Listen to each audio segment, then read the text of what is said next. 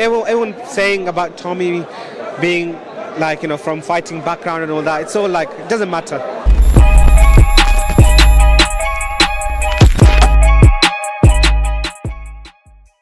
Pro boxing fans here in Manchester, it's fight week. It's a big prime card. I'm here with none other than Mo Syed. Mo, first of all, how you doing, man? How's life? I'm doing great, man. A bit nervous, but obviously, like always, every time JJ fights, I am nervous, and he calms me down. It's the other way around.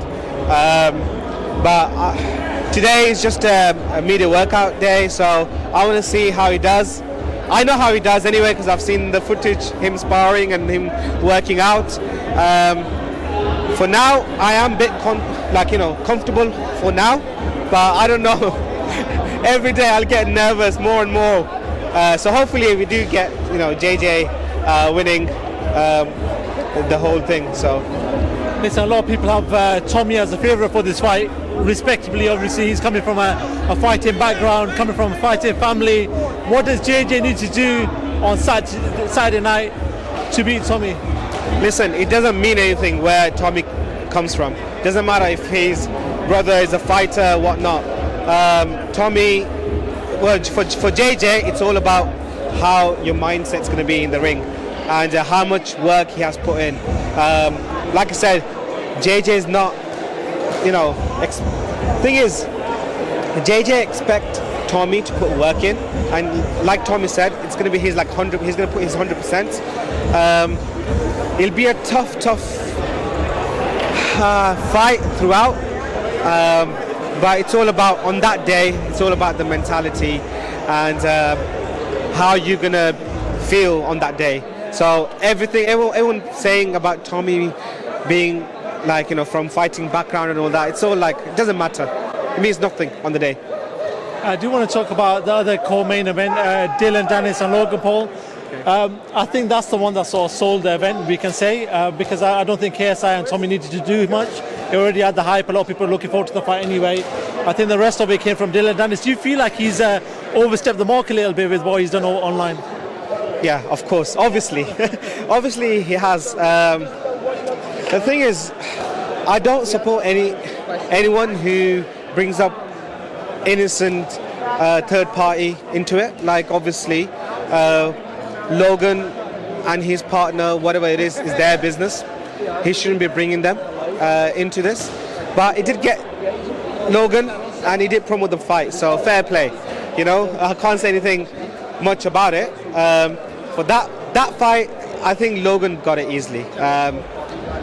Logan's a machine, and Dillon Danis, I mean, I don't think he's taking this seriously. His main focus is just trolling on Twitter, or X. Apart from that, I think, Logan got this fight. Yeah. And before I do let you go, I do want your thoughts on there's certain comments that Tommy's made towards JJ. I do want to go back to that fight. He said, listen, he'd be lucky if he goes past the first round. Do you feel like, that's just talk, or do you feel like he's been serious on this one? Yeah, obviously it's just talk. Tommy knows himself not to risk everything first round and go for it. I've got a feeling he's going to see how JJ is going to, get into this fight pace-wise. So he's going to go all the way. I really don't think he's going to finish first 2 or 3 rounds. It's going to go either 4 rounds or after, but most likely all the way. Yeah. Did you ever think this YouTube boxing scene would become this big? When I look at the DAZN numbers this week, just the last couple of days, the interviews, the documentaries that's come out, it's hit ridiculous numbers when you think about other sort of boxing events or anything else. Did you think it was ever going to go to this point? People underestimate the power of social media, right? So if you mix the power of social media with mainstream boxing, obviously it's going to do massive. If you want to, I feel like so far, obviously this is peak. Like, when it comes to promotion and the eyes on the fight. But after this, if you see JJ versus Jake Paul, I think that will do more numbers than this, because the beef between Jake and JJ has been going on for years now, for many years. So that's going to be more like that's going to be peak. If I want Jay to retire, I want him to retire after fighting Jake Paul. Interesting. Mo, listen, always a pleasure catching up with you. I know you've got the nerves. Hopefully they'll settle a little bit more. But yeah, we'll speak to you close to the fight week, and then we'll speak to you after the fight. Thank you so much for talking to pro boxing fans. Top man, thank you very much.